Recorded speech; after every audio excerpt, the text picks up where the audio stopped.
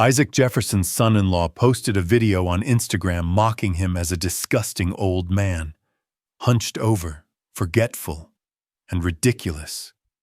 He pretended not to see it, but wrote a comment from an anonymous account that made his face turn white as a sheet.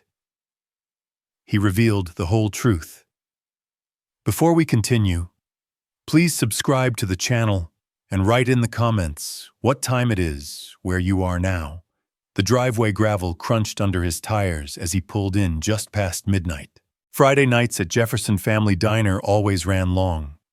The dinner crowd, the lingering couples over dessert, the staff cleanup. His lower back ached from standing most of the shift, and he had eaten nothing but a dinner roll around 9.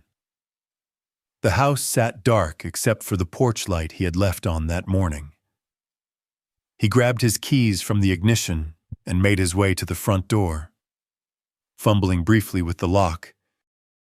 Inside, the silence felt complete. Ethan and Emily were out somewhere, probably at one of those lounges downtown they liked. He dropped his jacket over the hall chair and kicked off his shoes without untying them, leaving them crooked on the mat. In the kitchen, he filled a glass with tap water and drank it standing at the sink. Through the window, he could see the neighbor's security light casting shadows across his backyard. 40 years he had owned this house, paid it off in 20. His late wife Margaret had picked out the tile backsplash he was looking at. That was 10 years ago now. He carried the empty glass to the living room and settled into his leather armchair. The one Margaret always said looked like something from a detective's office. His phone sat heavy in his pocket. Just a quick check before bed. Messages from the restaurant manager, a few emails, nothing urgent. He opened Instagram out of habit, scrolling past food photos and vacation snapshots. Then he stopped. Ethan's post sat 3 down from the top. The thumbnail showed his living room. This room. The corner by the fireplace. He recognized the brass lamp, the bookshelf Margaret had insisted they build in. His thumb pressed play before his brain caught up.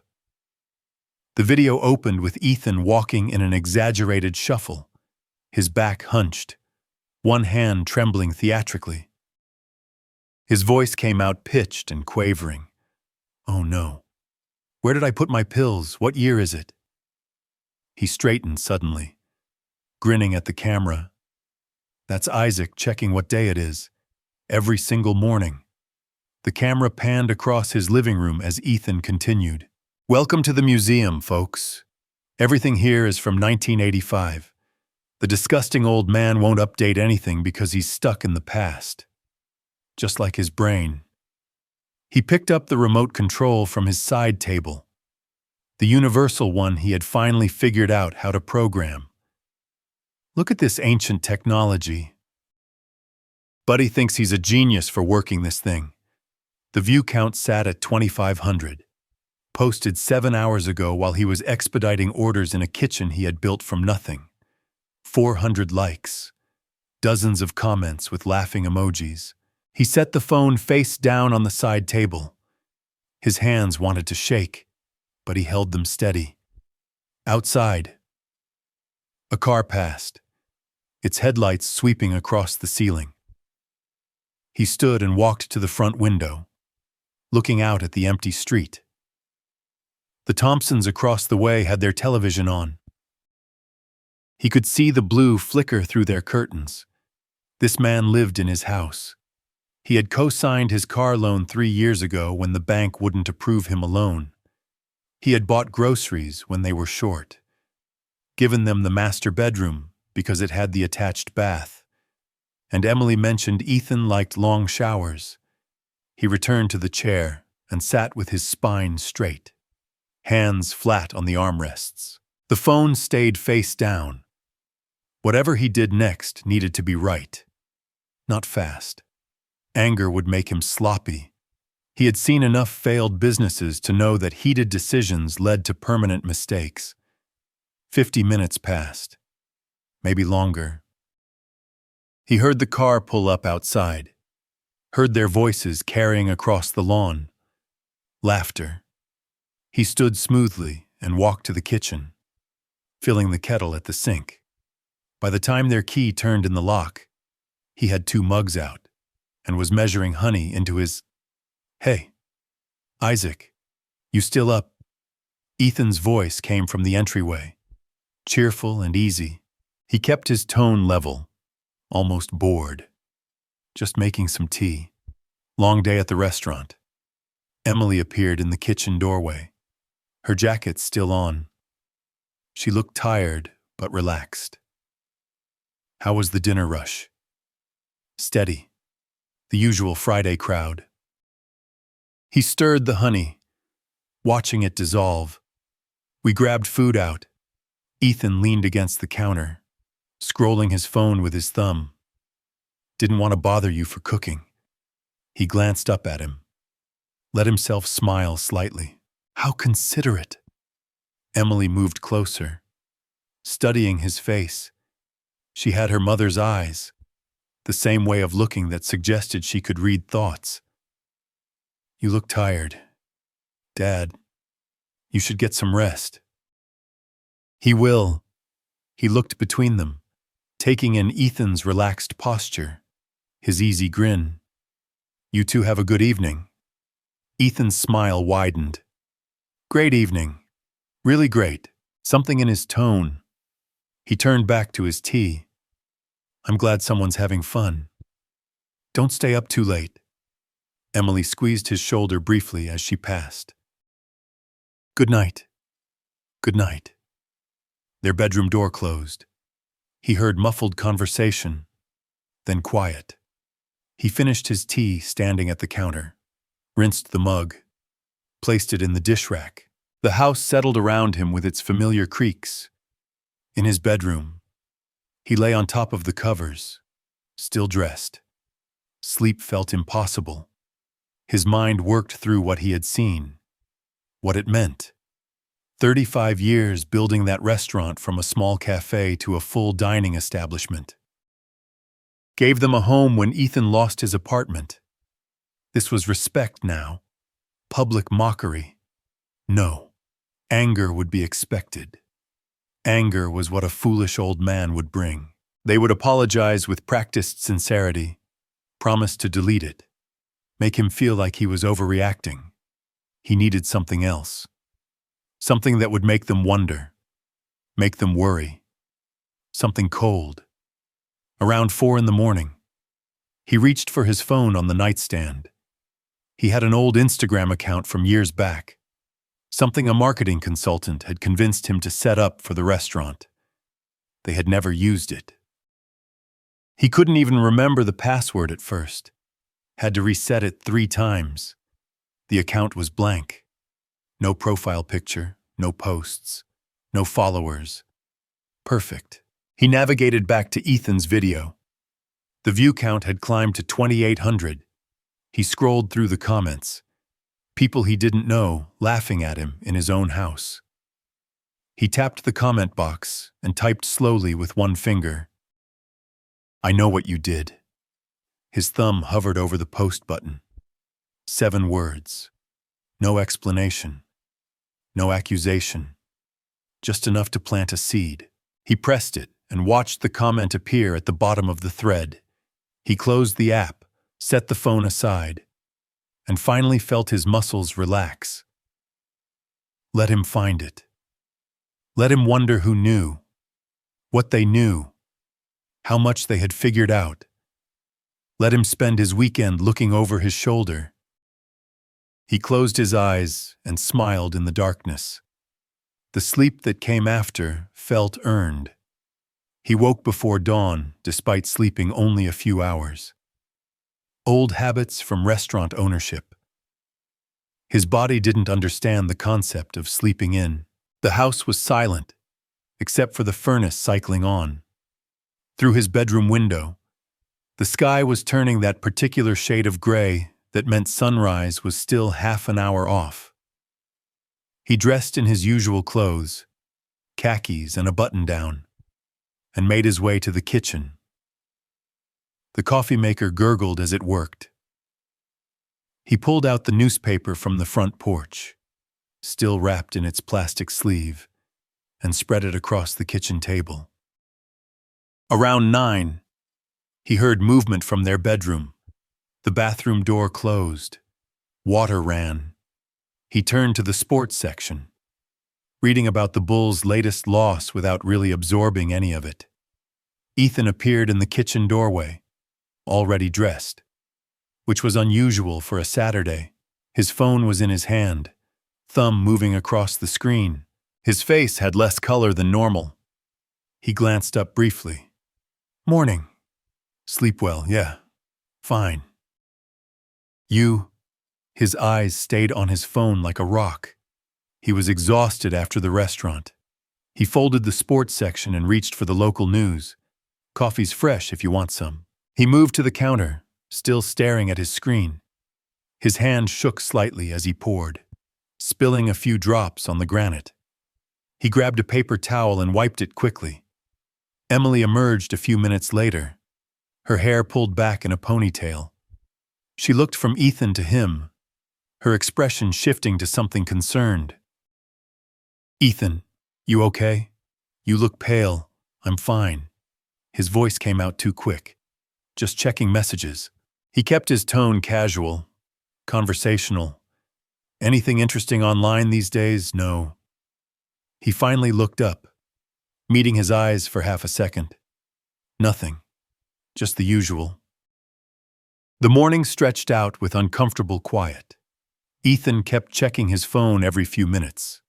At one point, Emily put her hand on his arm. "You've checked that phone 60 times today. What's going on, work stuff? You know how it is. You don't have work. You're a content creator." His jaw tightened. "Exactly. Content needs constant monitoring. This isn't normal monitoring." Emily's voice dropped lower. "Did something happen?" I said. "It's nothing." "Drop it." He stood and carried his coffee mug to the sink, rinsing it carefully. Through the window, he could see Mrs. Thompson putting out her garbage cans. Normal Saturday morning. Completely routine. He spent the afternoon doing yard work, trimming the hedges out front, pulling a few weeds from the flower bed Margaret had planted. The Andersons from next door waved as they left for somewhere. He waved back. Just another Saturday in Lincoln Park. Inside. He could see Ethan through the living room window, pacing while he talked on his phone. Emily sat on the couch with her laptop. Everything appeared normal from the outside. By Sunday morning, he had a plan. He mentioned over breakfast that he needed to go to the restaurant for a few hours. Emily looked up from her toast on Sunday. "Don't you have managers for that? Some paperwork he preferred to handle himself." Quarterly reviews. He picked up his keys from the counter hook. He'll be back for dinner. Any requests, Ethan barely glanced his way. "Have fun with that. We can figure something out." Emily said, "Don't worry about us." The drive downtown took 20 minutes. Jefferson Family Diner sat on a corner in the Loop District, the windows dark since they were closed Sundays. He parked in his spot around back and let himself in through the employee entrance. Susan Thompson was already in his office when he arrived.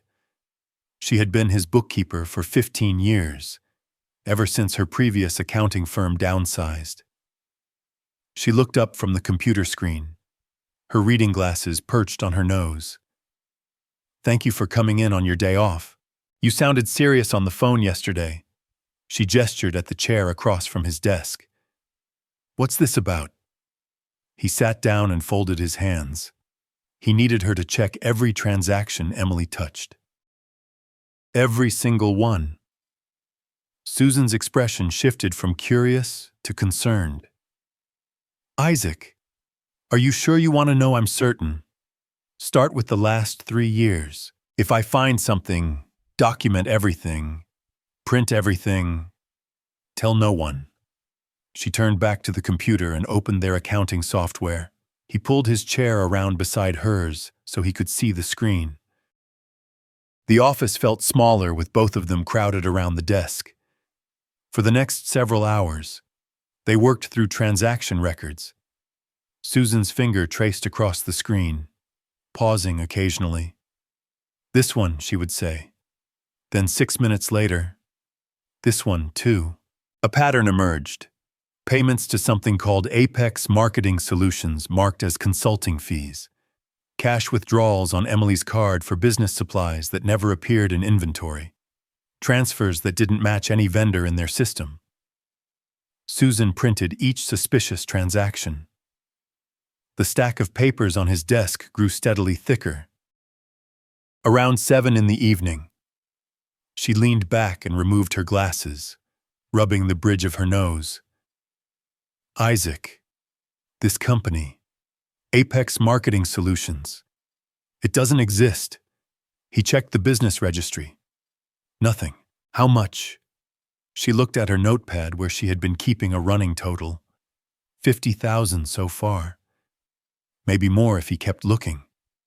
He sat very still, absorbing the number. Not an accidental zero added to an invoice. Not a confused transaction. Systematic, organized, deliberate. That's enough. He reached across and closed the accounting software. "Lock these files.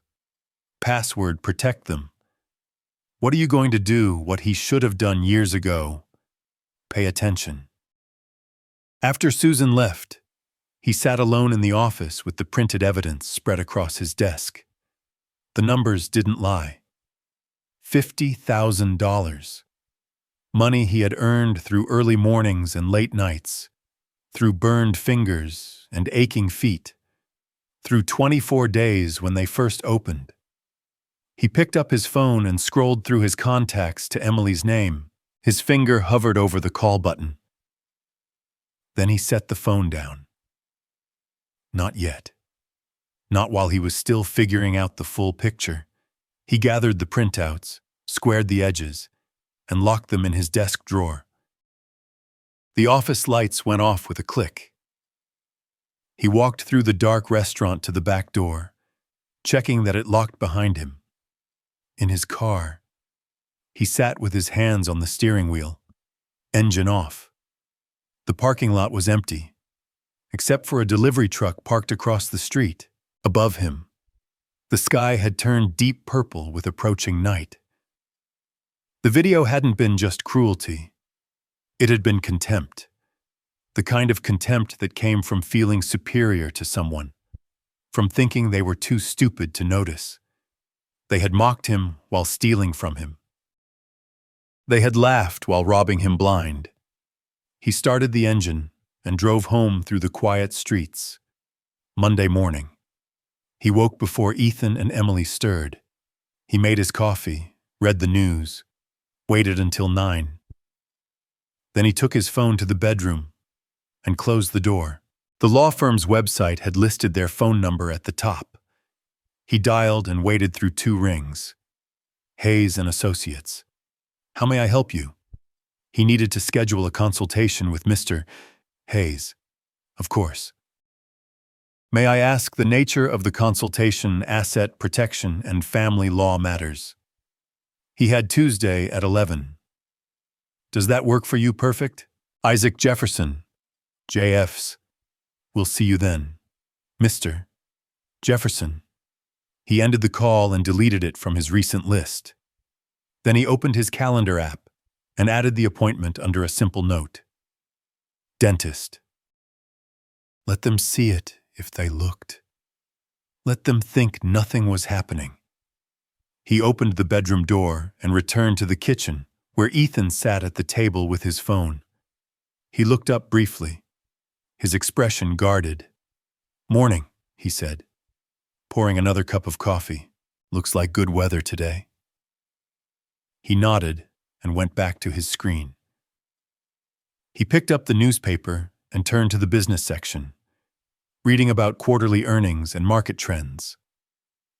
While the house settled into its usual Monday morning routine, everything appeared completely normal.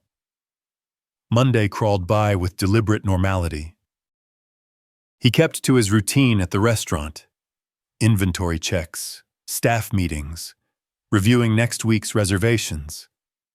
When he came home that evening, Ethan barely looked up from his laptop. Emily asked how his day went. He said fine. Everything felt staged, a play where only he knew the real script. Tuesday morning he woke before the alarm. The house was silent. That particular quiet of early hours when even the walls seemed to hold their breath. He dressed carefully, pressed khakis, a button-down shirt in navy blue. No tie. Business serious, not funeral serious. In his bedroom, he spread the documents across his desk: Susan's audit printouts, bank statements with transactions highlighted in yellow, screenshots of the Instagram video saved to his phone, then printed. He organized everything into a leather portfolio, the one Margaret bought him when they opened the restaurant. Some things deserved proper presentation. Downstairs, Ethan sat at the kitchen table with a bowl of cereal, scrolling through his phone with his free hand. Emily was making coffee, still wearing her bathrobe. He poured himself a quick cup and stood by the counter. He had a meeting downtown this morning. Emily glanced over her shoulder. What meeting? Everything okay? Tax planning. The accountant wants to review some things before next season. He kept his tone flat, bored even. Nothing exciting. Ethan didn't look up. Sounds thrilling. Most responsible things are... He rinsed his cup and set it in the sink. He'll be back this afternoon. Don't let them sell you some complicated scheme. Dad. Emily turned back to her coffee. Those people always try to overcomplicate things. He picked up his briefcase and keys. He never agreed to anything he didn't fully understand. The drive downtown took 20 minutes through morning traffic. Michael Hayes' office occupied the 7th floor of a steel and glass building in the Loop District. The elevator was empty except for him and a woman in a business suit who got off on the 5th floor.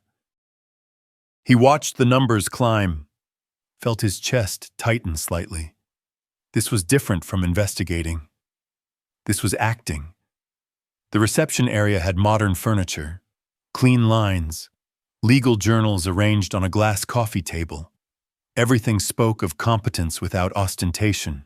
The receptionist smiled professionally. Mr. Jefferson. Mr.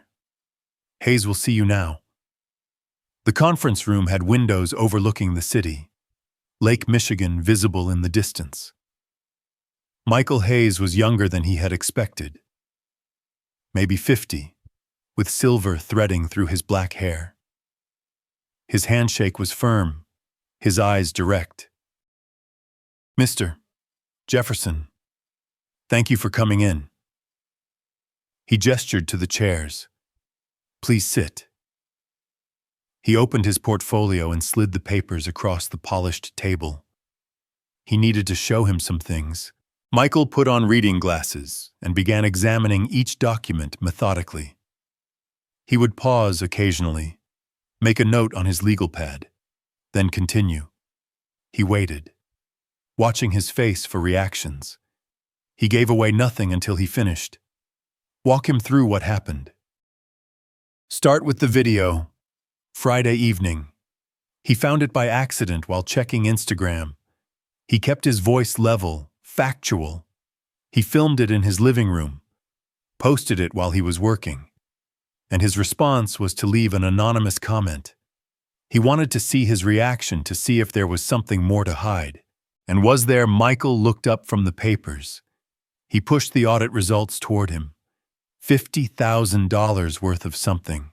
He studied Susan's spreadsheet in silence for several minutes. When he finally spoke, his voice was careful. Technically, his daughter had authorized access to these accounts. So, she can just steal from him. Not steal, misappropriate. Different legal standard, same outcome. He set the pages down. Can we prove it with this evidence? Yes. Will it be pleasant? Family law never is. He didn't need pleasant. He needed effective. Michael leaned back on his chair, studying him. They had lived in his house how long? 10 months rent-free. Then they have tenancy rights. You can't simply evict them without cause. Stealing $50,000 isn't cause. It is. But you need to prove it first through legal channels. That takes time. He stood and walked to the whiteboard mounted on the wall. The faster option is making them want to leave legally, quietly, voluntarily. How Michael drew a simple diagram. His assets in the center, then a box around them. Have you heard of a revocable living trust? Vaguely. Estate planning tool. More than that. It's a shield. He tapped the diagram. You transfer assets into the trust. You maintain complete control during your lifetime. But legally, they're no longer in your personal name, meaning they can't inherit what you don't personally own. They can't claim interest in trust assets. And if they're planning to argue, they deserve control of your estate. He left the sentence unfinished. He understood immediately. How long does this take? He can draft the documents by Friday. Funding the trust, actually transferring the assets, takes another few days. By next week, everything's protected.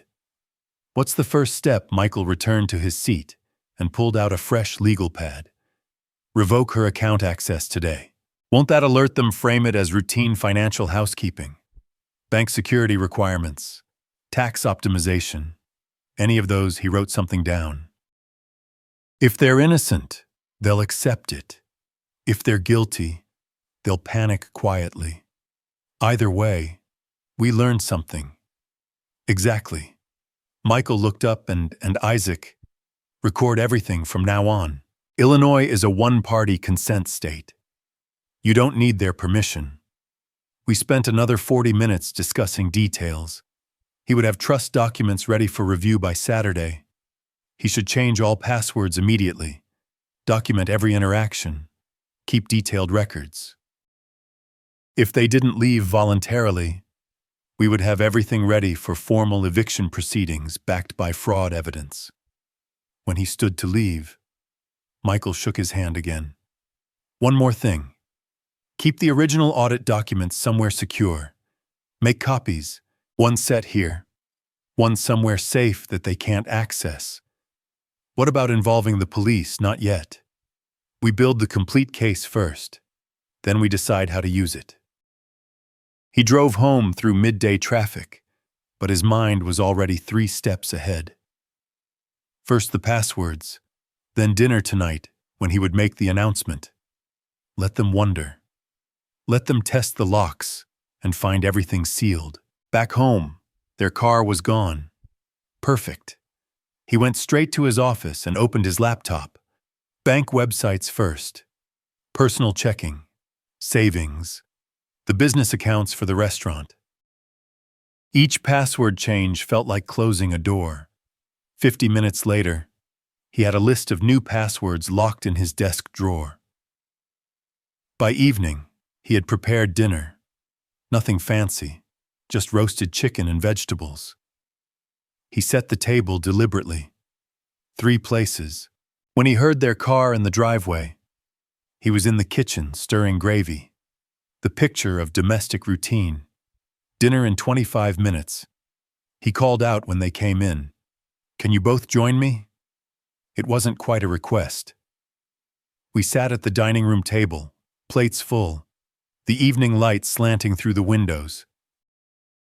For several minutes, we ate in normal quiet, forks scraping plates, the small sounds of a meal shared by people who had done this countless times before. He set his fork down midway through, leaned back slightly in his chair. He met with his financial advisor today. She had some interesting suggestions. Emily looked up. Oh, what about security mostly? Apparently, he had been too casual with account access and passwords. He kept his tone conversational, almost apologetic. Banks are cracking down these days. Ethan nodded, still chewing. That's smart. Identity theft is everywhere. Exactly. He picked up his water glass, took a sip. So, he had updated everything, changed all his passwords, tightened access controls. Emily, you won't need to worry about my accounts anymore. Her fork stopped halfway to her mouth. Wait. What? But I was helping you. And he appreciated that. But he has got it handled now. This seems really sudden. Dad. Her voice had an edge. Is something wrong? Nothing's wrong. Just routine maintenance. But what if you need help with something? Ethan reached over and touched her arm. Emily. He's 65, not 95. He can manage his own accounts. He looked at him, his expression understanding, supportive even. Makes perfect sense. Actually, my dad does the same thing every few years. Thank you. Ethan. That's exactly right. Emily set her fork down completely. I just thought I was being helpful. You were. Now you don't have to be a... He met her eyes steadily. Consider it one less thing to worry about. The rest of dinner passed with stilted conversation about nothing important. When they excused themselves to their room, he cleared the table slowly, listening to their muffled voices through the wall. He couldn't make out words, but he didn't need to. He could imagine the conversation perfectly. Her confusion, his reassurance. Both of them probably already testing whether she could still access anything. She couldn't. Every door was locked. Wednesday unfolded with careful observation. He went to the restaurant as usual, worked through inventory and payroll, but part of his mind stayed home. Were they trying the accounts? Finding the walls he had built by the time he returned that evening? The atmosphere had shifted. Nothing obvious. They still said hello. Still moved through the house with familiar ease, but something underneath had changed. The comfort was gone. Thursday morning, his phone rang while he was reviewing prep lists in the restaurant kitchen. Susan's name on the screen. He finished the complete review. You need to see this. He met her in his office 25 minutes later. The door closed, window blinds drawn. She stood when he entered, her face serious in a way that made his stomach tighten. Sit down. Isaac. That bad? She slid a spreadsheet across his desk. It's worse. $75,000 total. The number hung in the air between us. He picked up the paper, scanned the columns.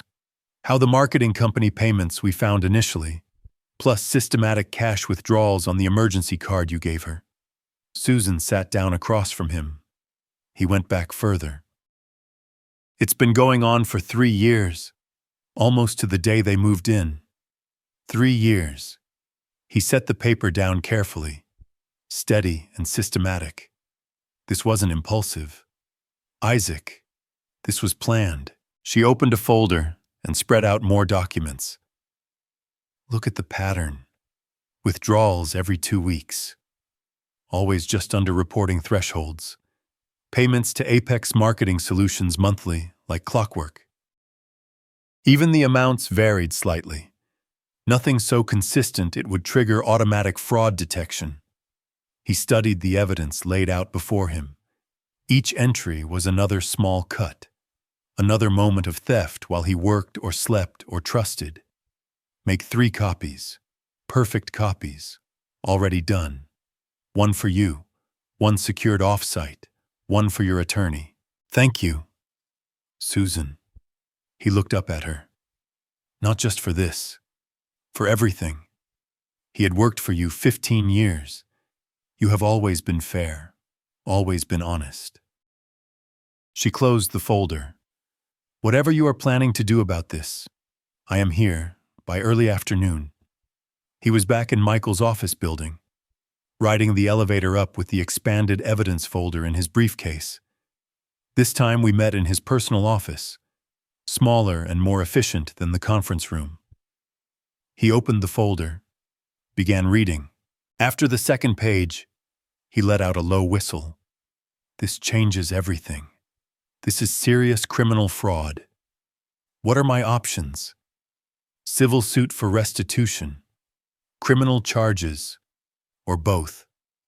Michael set the papers aside and looked at him directly. Civil is faster, lower burden of proof, but recovery isn't guaranteed. Criminal is slower, higher stakes, but the accountability is real. Prison time real. Can we do both? We can. He paused. But are you ready for that level of confrontation with your daughter? He thought about the video, about 3 years of systematic theft, about them living in his house, eating his food, planning to take more. She made her choice. I am making mine. Michael nodded slowly. Then we proceed on both tracks. I will continue with the trust documents that protects your assets going forward. Simultaneously, we compile everything for the district attorney. Let them decide on criminal charges. When can we move? Trust documents are ready for your review tomorrow. The criminal complaint will take another week to prepare properly. He made notes on his pad. In the meantime, keep documenting. Keep recording if possible. The more evidence of ongoing intent, the stronger both cases become. He drove home as the afternoon light turned golden. In his study, he reviewed his notes, thought through the next steps. His phone buzzed. The family group chat.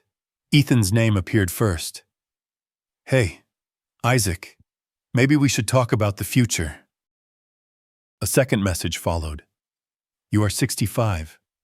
Might be time to think about transitioning things to us. He stared at the screen. The audacity was almost breathtaking. Stealing for 3 years and now asking for control of what remained. Emily's message appeared below. Dad, Ethan has some good ideas about the restaurant. We could really help. He set the phone down, walked to the window, looked out at the street where a neighbor was walking their dog, where life continued in its ordinary way. Picked up the phone again, reread the messages. 20 minutes passed before he typed his response. Let them wait. Let them feel the silence. Let's discuss this weekend. Saturday afternoon work. Ethan's reply came fast. Perfect. We will be ready. He murmured to the empty room. So will I. That night, lying in bed with the house quiet around him, he thought about Saturday. They would be preparing their pitch, their arguments for why they should take over, practicing their reasonable voices, their concerned faces. They had no idea he had already seen behind the mask. No idea the evidence was documented, copied, secured. No idea that tomorrow he would sign documents placing everything beyond their reach. Let them prepare. Let them hope. The trap was already built. They just hadn't felt it close yet. Friday morning arrived with clear skies and sharp purpose. He drove downtown to Michael's office, the trust documents waiting in his conference room like a treaty ready for signing. The notary was already there when he arrived. A professional woman in her 50s with reading glasses on a chain around her neck. Mr. Jefferson. Michael gestured to the chair.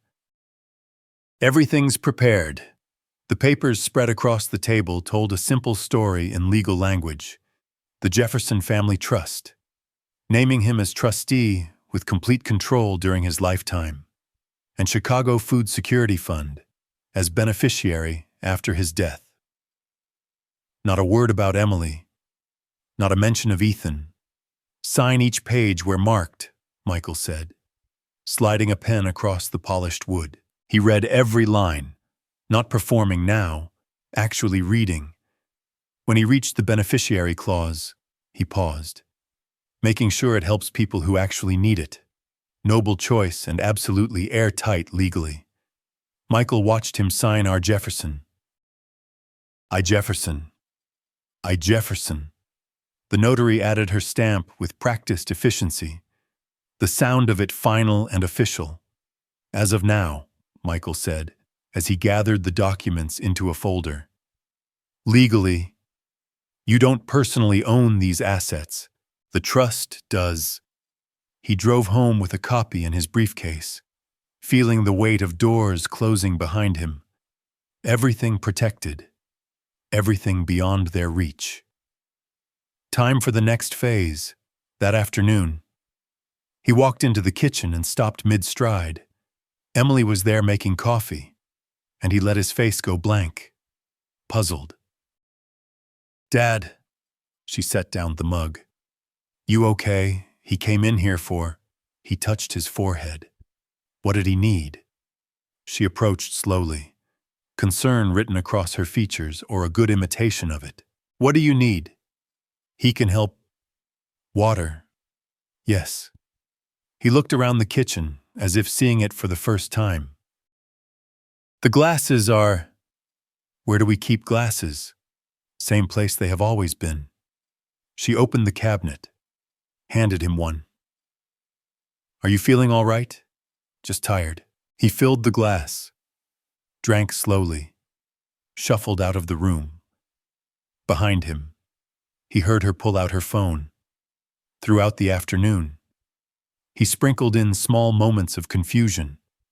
Asked Emily what day it was. Couldn't find his phone. It was in his pocket. Repeated a question about the restaurant that he had asked 15 minutes earlier. Each time, he watched her watch him. Each time he saw something shift in her expression. Not worry. Calculation. After dinner, they retreated to their bedroom. He positioned himself in the hallway, ear close to their door.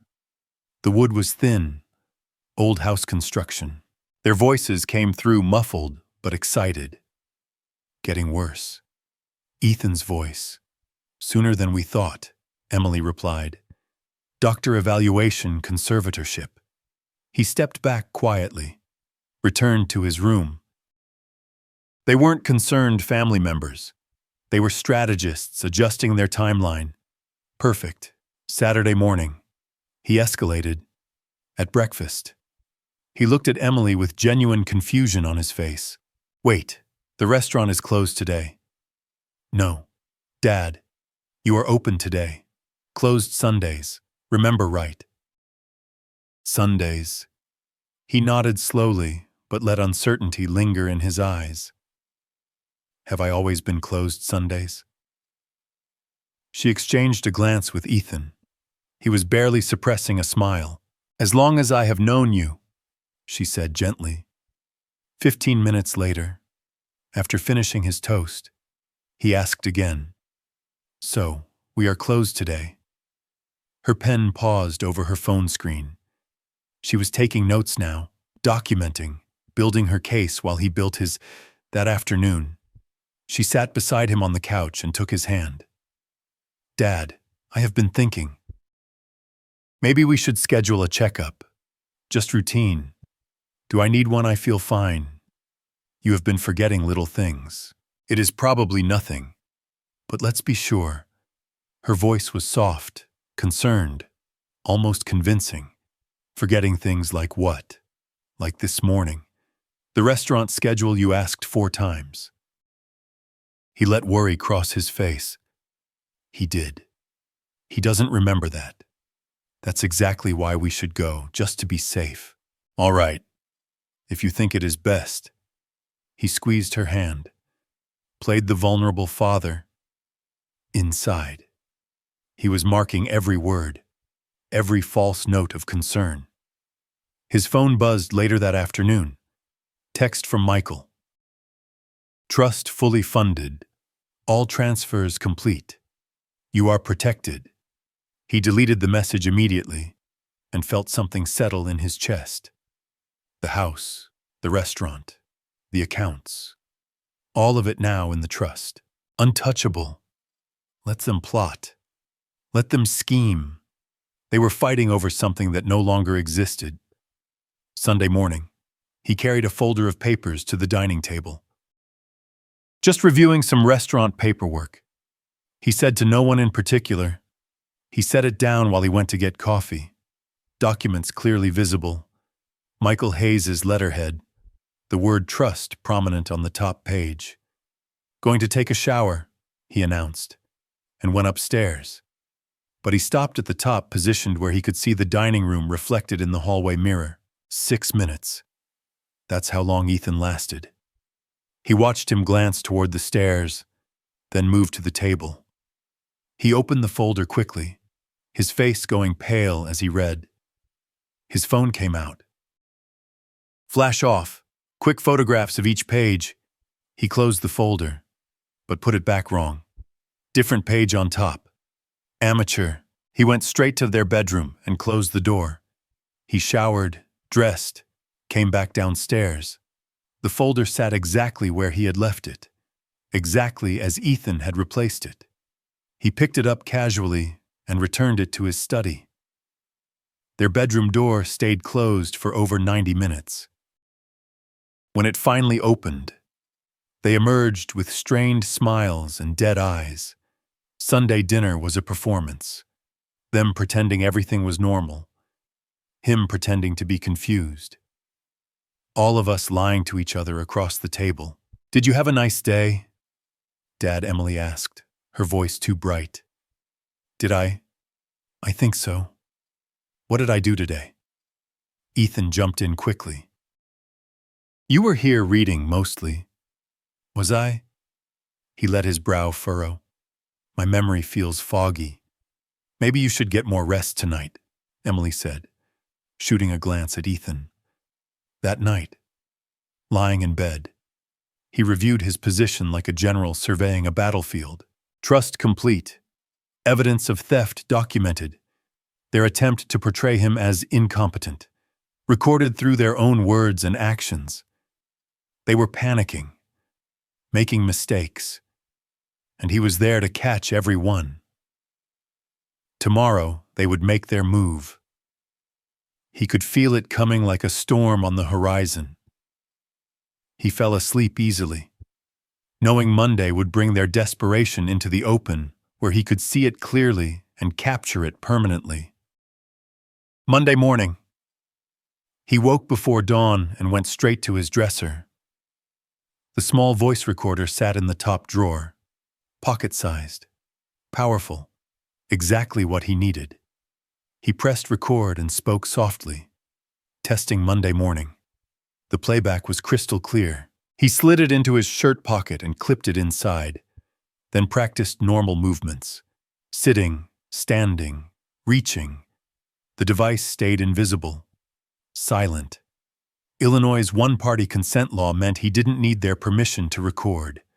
Every word they said to him would be evidence. Downstairs, he started coffee and waited. They emerged around 9 later than usual, dark circles under their eyes. They had been up late planning. Breakfast was quiet, charged. Emily kept glancing at Ethan. Finally, he stood. He needs to run some errands. Be back later. The door closed behind him, giving Emily space to work on him alone. How transparent they had become. She found him in the living room 25 minutes later, newspaper in his lap, sat beside him on the couch, leaned forward with her hands clasped, the posture of sincerity. Dad, can we talk, really talk? He set the newspaper aside, gave her his attention. The recorder in his pocket was already running.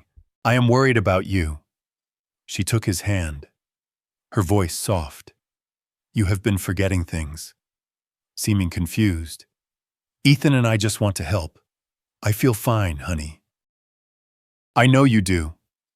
But what if something happens? What if you need help and can't ask for it? She reached for the folder on the coffee table, already prepared, already planned.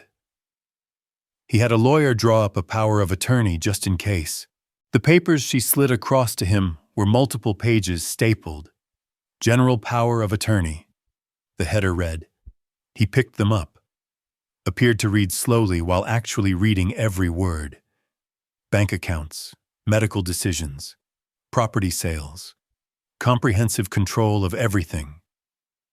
"This gives you control of my bank accounts," he said quietly.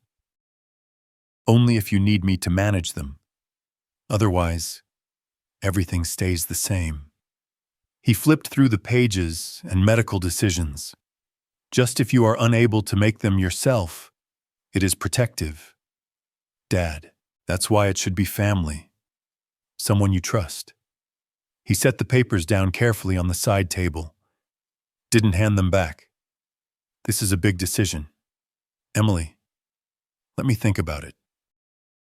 Her face tightened almost imperceptibly. "But Dad, what if something happens suddenly? The doctor appointment is next week. What if they find something? Then we will deal with it when it happens.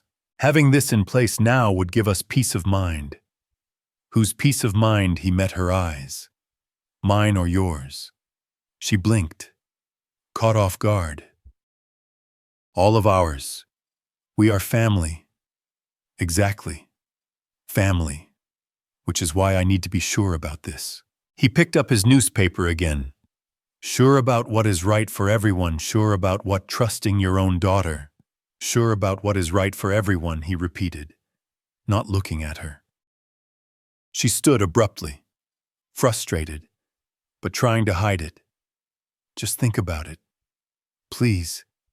After she retreated to the bedroom, he transferred the audio file to his laptop, then to a cloud drive with encrypted password. Then he drove to Michael's office, telling them he was going to the restaurant. Michael listened to the recording in silence, his face growing more serious with each passing minute. "This is attempted exploitation of perceived incompetence," he said when it finished, "combined with evidence of theft. This creates a clear pattern of elder abuse." "Is that criminal?" "Very much so." "Keep recording. More evidence only strengthens your position." He returned home before they noticed he had been gone long. Tuesday morning. He checked Instagram while drinking his coffee. A routine now, monitoring what Ethan was broadcasting to the world. His story appeared at the top of his feed. The image showed him looking tired, running his hand through his hair. Text overlay. "The hardest part of caring for an aging relative is watching them slip away." The next slide was a generic stock photo of elderly hands. "Some days he doesn't remember what he had for breakfast. We just smile and remind him. What else can we do?" The comments rolled in. "You are so patient.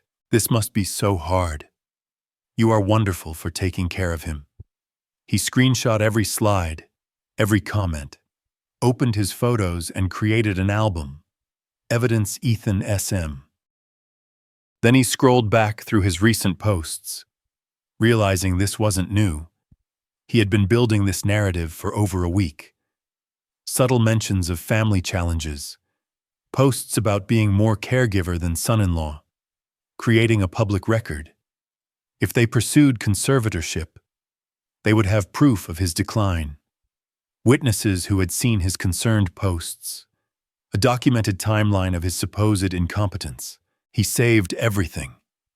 That afternoon, he drove to the restaurant and called Susan and his manager into the office. He needed them both to write statements, date them, sign them about his mental competence, his business decisions, anything they had observed. Susan understood immediately. "You are building a defense." "I am documenting reality." He handed them each a notepad. "Be specific. Dates, observations, conversations." When they finished, we drove to the bank next door. The notary stamped both statements, logged them in her book, charged him $6. Official, witnessed, dated evidence that he was sharp, competent, and making sound decisions. He returned home around 7. Ethan and Emily were in the living room, clearly waiting. He set down his keys deliberately and looked at them both. "We need to talk," Tomorrow morning, 9:30, we are going to see a notary. They exchanged glances, hopeful, nervous, confused all at once. A notary, Emily's voice was careful. For what he has made some decisions about his affairs. He wants everything official. What kind of decisions? Ethan leaned forward. You will find out tomorrow. Be ready to leave by 9:15. Dad, can't you tell us what this is about? Emily stood, took a step toward him. Tomorrow. Everything will be clear tomorrow. He turned toward his bedroom. 9:30. Don't be late. That evening passed in tense silence. They didn't know if the notary visit meant good news or bad for them. He didn't elaborate. Went to his room early. From his bedroom, he called Michael. Tomorrow it is time. The notary is actually my office. He confirmed. We will do formal notice of the trust and revocation of all previous authorizations.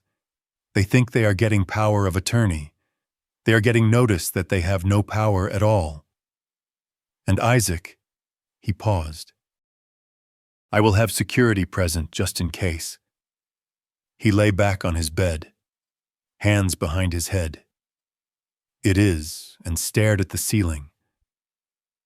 Tomorrow, they would walk into that office expecting victory.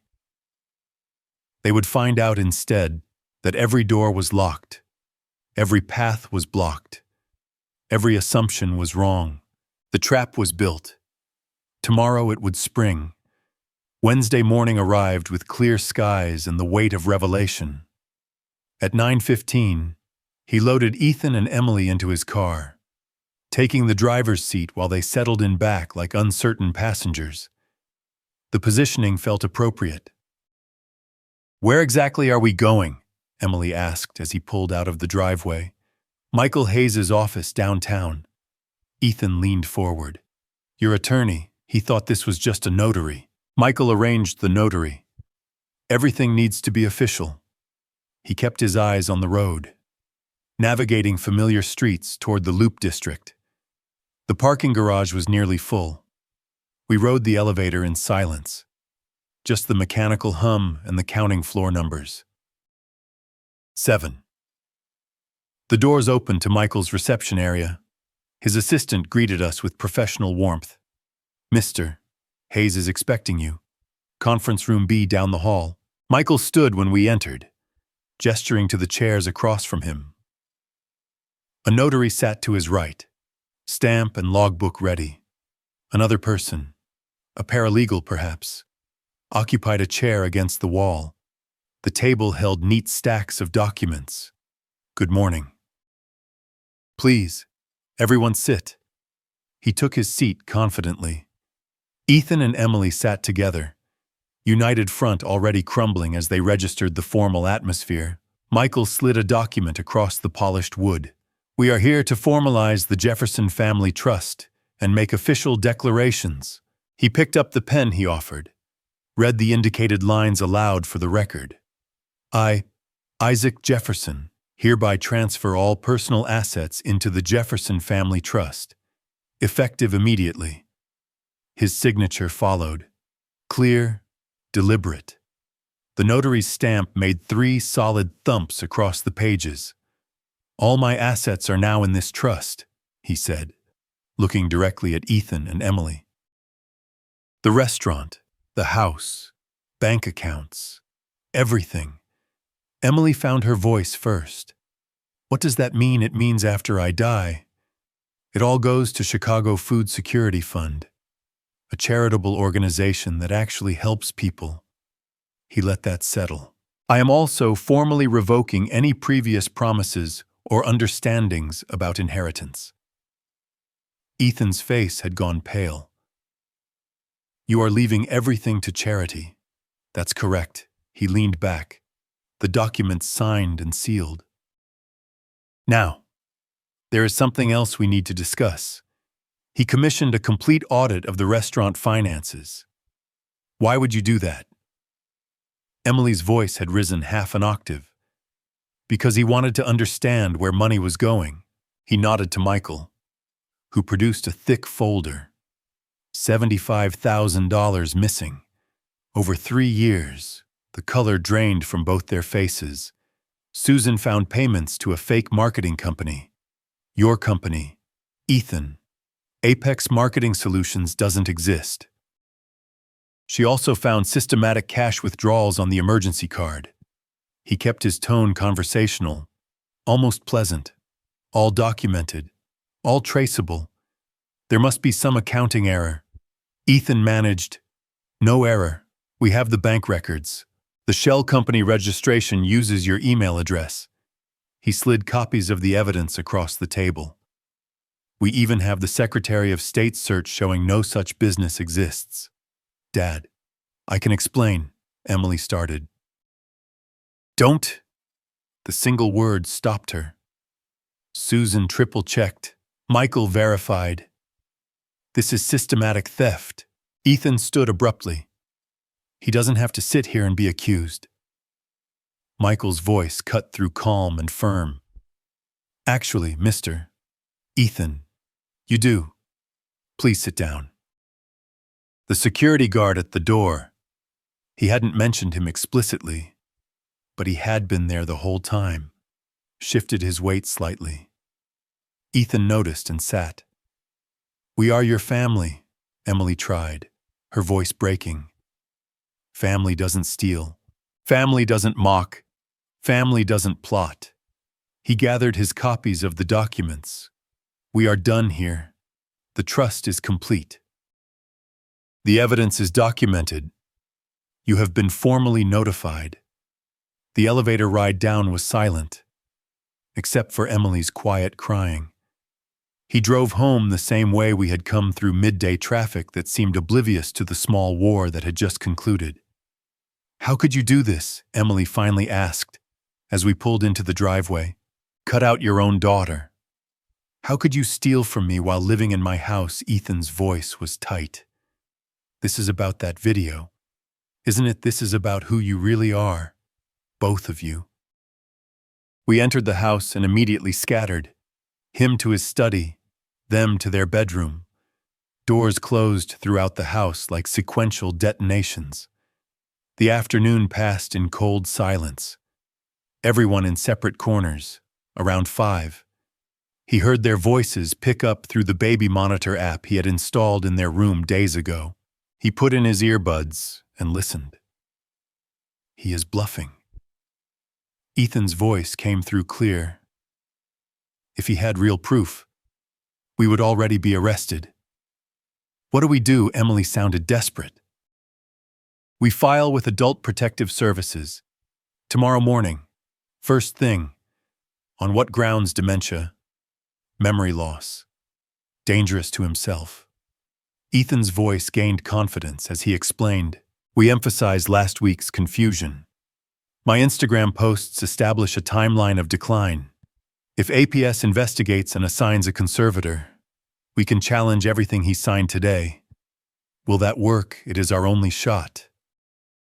Once he is declared incompetent, every document he signed becomes questionable. He stopped the recording and saved the file. Wednesday evening APS plan. Then he called Michael and left a message. They're going to APS tomorrow. Be ready. He lay in bed that night feeling no anger, no satisfaction, just cold certainty. They had handed him exactly what he needed. Tomorrow they would make their move, and he would be 3 steps ahead, waiting. Thursday morning. He watched from his bedroom window as Ethan left the house with unusual purpose. 9:30. No explanation to him, just a brief word to Emily that he couldn't hear. He knew exactly where he was going. He called Michael immediately. He just left, heading to Adult Protective Services. I would wager. Let him file.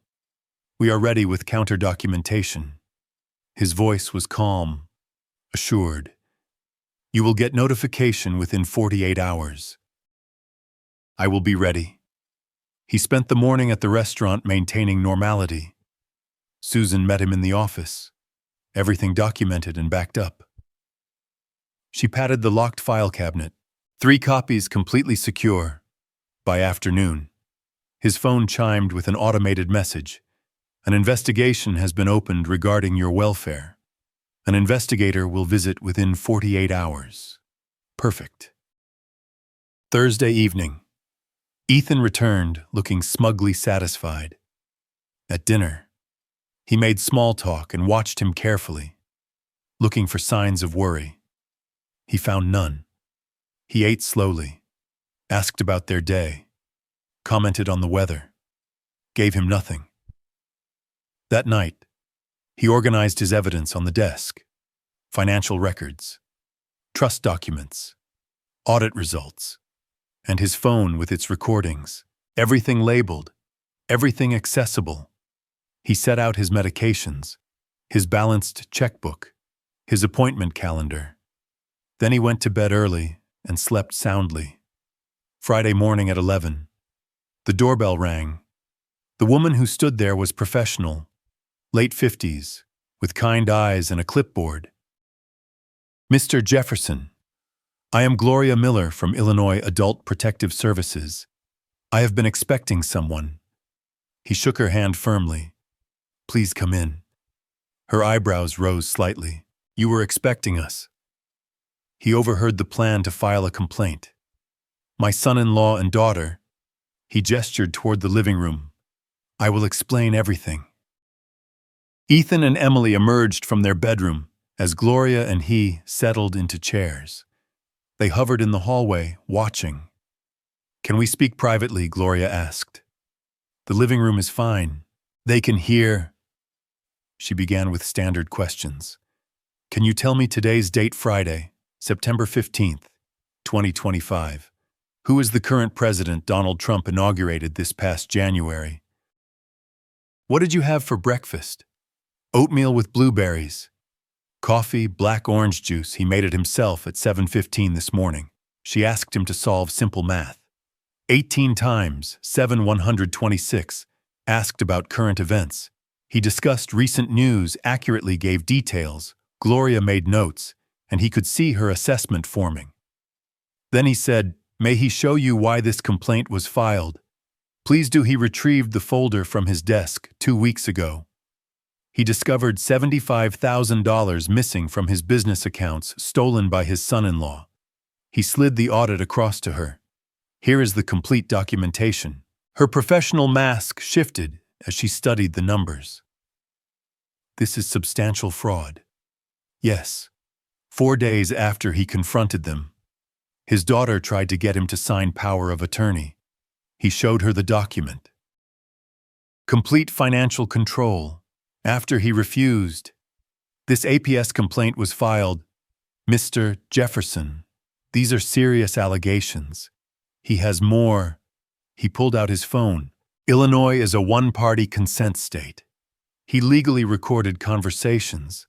He played 40 seconds of Wednesday night. Ethan's voice explaining how an APS conservatorship could help them contest the trust. Gloria's expression hardened with each word. They explicitly planned to use Adult Protective Services to gain financial control, while claiming concern for his welfare. Yes, she took extensive notes, photographed some documents. Finally, she stood. Mr. Jefferson, you are clearly competent, more organized than most people half your age. In fact, she called Ethan and Emily into the room. They came reluctantly, standing rather than sitting. I have completed my evaluation. Mr. Jefferson is fully capable and cognizant, but he has been confused, forgetting things constantly. Ethan protested. He just demonstrated perfect cognitive function. Gloria's voice had gone cold. Or you filed a false report, which is a serious matter. We were genuinely concerned. Emily tried. Concern doesn't usually involve planning to contest legal trusts. He heard the recording. Ethan's face went white. What recording of you discussing this exact strategy before filing? Mr. Jefferson has documented everything. He recorded us without permission. Emily's voice rose. Which is legal in Illinois, Gloria said firmly. Filing false APS reports is not. They waste resources and can constitute harassment. She handed him her card. My report will show no cause for concern. You have the right to file counter-complaints. You may also want to pursue civil remedies for the financial issues. After Gloria left, the house felt explosive. You recorded us. Emily's face was red. In our bedroom in my house, using legal means permitted by Illinois law, Ethan tried anger. This is some kind of setup. Entrapment documentation. Not entrapment. He pulled out his phone again. Would you like to hear more? He has hours. He played another clip. Their voices from Wednesday night. Ethan saying, if APS assigns a conservator, we can contest the trust. Their shock was almost comical. The social worker found me completely competent, he said quietly. She was less impressed by your motivations. He stood, faced them both. You filed a false complaint to gain control of assets you had already stolen from. You documented your own conspiracy. We can explain everything. Ethan started. Save your explanations. He walked toward his study. You have choices to make. Make them soon. He closed the door behind him, leaving them standing in the wreckage of their own plan with nothing left but decisions they should have made weeks ago. Saturday morning. The house felt like a tomb. He stayed in his study with the door closed, listening to the sounds of careful movement, footsteps retreating when his approached, doors closing when he entered shared spaces. We moved through the house like ghosts avoiding each other. Around noon, a soft knock broke the silence. Come in. Emily entered alone, eyes swollen and red. Ethan hovered in the hallway behind her, visible through the half-open door. She sat across from his desk like a supplicant before a judge. Dad, please, can we really talk? Her voice broke immediately. We made mistakes. Maybe we got things wrong. But we are family. Doesn't that mean anything? He watched her cry without softening. Let the silence stretch until she filled it. We were worried about you. Maybe we went about it wrong, but the concern was real. She reached across the desk. He didn't take her hand. Can't we just start over? Forget all this. Remember when I was little, and you always forgave me, family. He let the word hang between us. Family doesn't steal $75,000. Family doesn't mock me in videos posted for strangers. Family doesn't file false reports trying to have me declared incompetent. But Dad, he raised his hand. I am not finished. You have 96 hours to leave my house voluntarily. After that, he files formal eviction proceedings and criminal charges. Her face went white. You are evicting your own daughter. I am evicting tenants who committed fraud. That's how the law sees it. He opened the folder on his desk. 96 hours.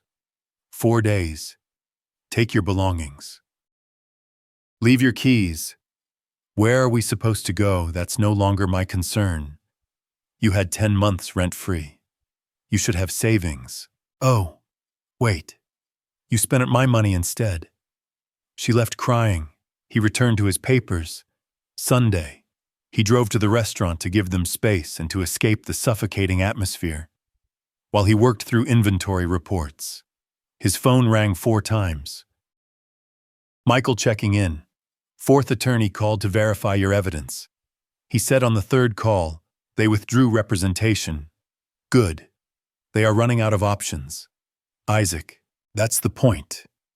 He returned home early evening to find them in the living room. Legal papers scattered across the coffee table. They had been researching Illinois eviction law. Find anything useful? He asked from the doorway. Ethan looked up, jaw tight. This is vindictive. You are destroying your own family. No, you destroyed the family. I am protecting what I built. He pulled an envelope from his jacket. Official 35-day eviction notice. Illinois law requires it. However, I am offering an alternative. He set the envelope on the table. Leave voluntarily by Wednesday evening. Sign away any inheritance claims. In exchange, I don't file criminal charges. And if we don't sign, Ethan's voice was hard. 35-day eviction, police investigation, public trial, your choice. But choose by Tuesday morning. Emily's voice was small. You would really do that to your own daughter. You already did worse to me. Later that evening, after a silent dinner eaten in separate rooms, Emily found him in the study one final time. What if we pay it back? The money, her voice was desperate. Last hope clinging. Pay it back with what you spent it. We could get jobs, make payments. Over how many years? 15, 25. He shook his head. No, that ship sailed when you lied to Adult Protective Services. But it is not just about money anymore. You tried to have me declared incompetent. You created a false narrative online. He pulled out his phone, opened the screenshot album.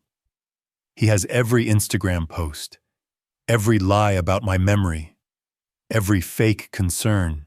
He turned the screen toward her, scrolled slowly through 30 saved posts. You want to fight this? Fine. I will make it all public. Every mutual friend, every business contact. Your choice. Leave quietly or leave infamous. Her face crumbled. She understood. Late that night, he lay in bed and heard their voices through the wall. Not monitoring anymore, just audible through old construction. We don't have a choice, Ethan's voice defeated. We sign. We leave. Start over somewhere else. Emily's sobbing was muffled but clear. How did this happen? How did we get here? Doesn't matter now. We need to pack. He felt nothing.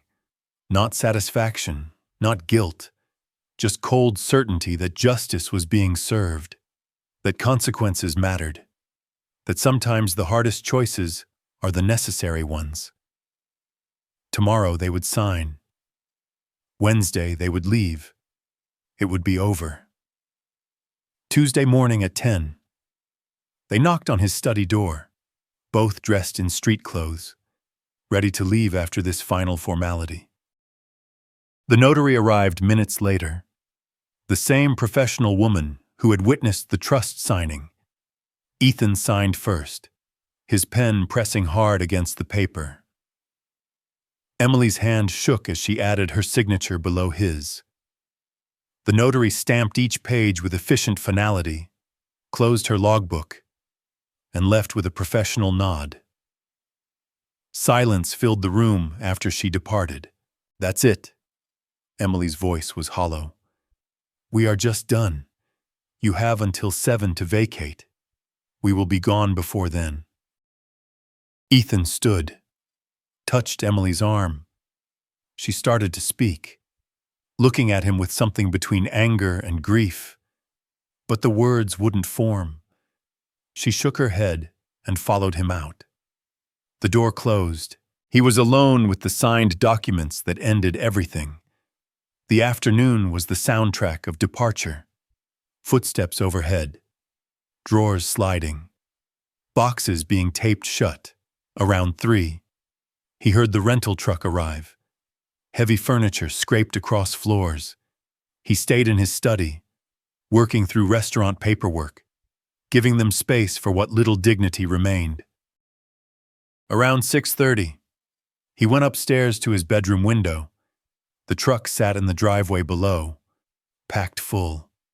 Ethan loaded the last box while Emily stood by the passenger door, staring back at the house with tears streaming down her face.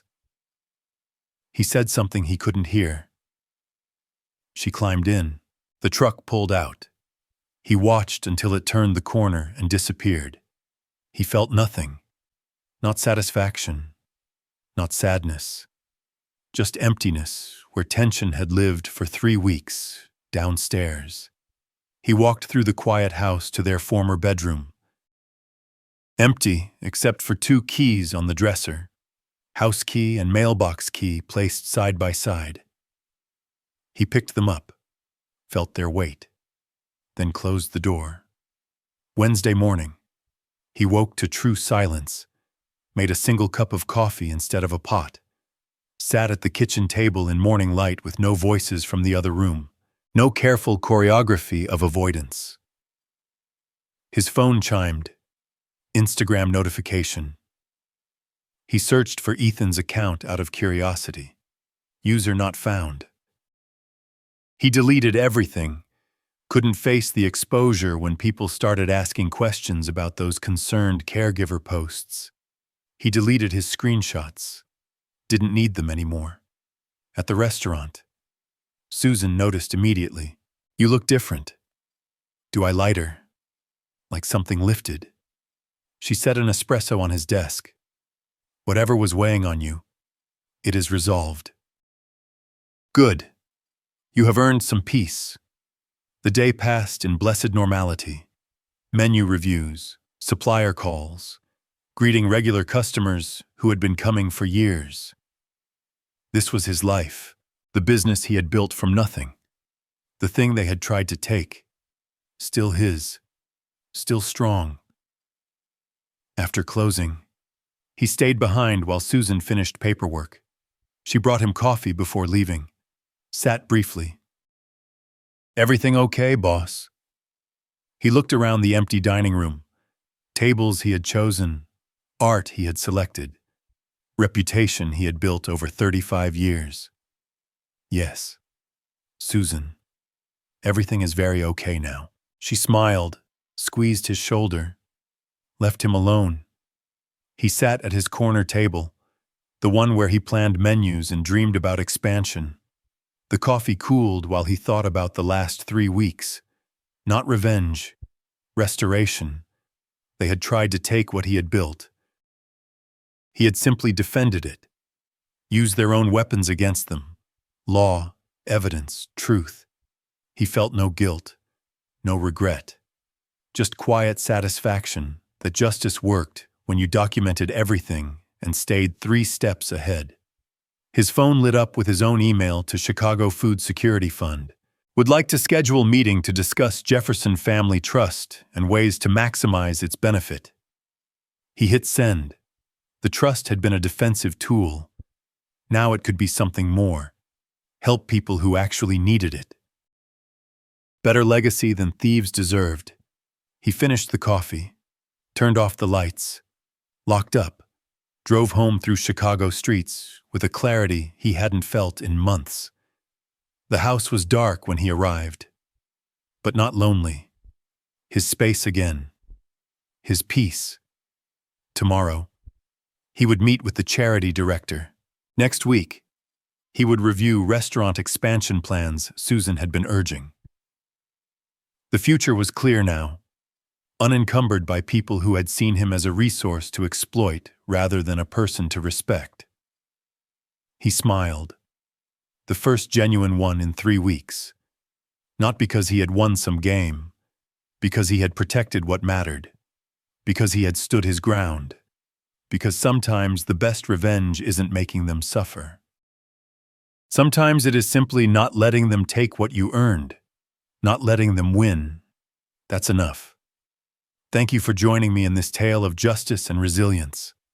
If this story resonated with you, please like the video and subscribe to the channel for more captivating narratives. Share your impressions in the comments below. What did you think of Isaac's clever strategy? Did it surprise you how he turned the tables with patience and evidence? Feel free to drop your questions there too. Let's exchange thoughts and dive deeper into the themes. Your interactions keep the conversation alive and help build our community. To hear the next intriguing story, simply click on the box to the left. I appreciate your time and engagement. Stay tuned for more.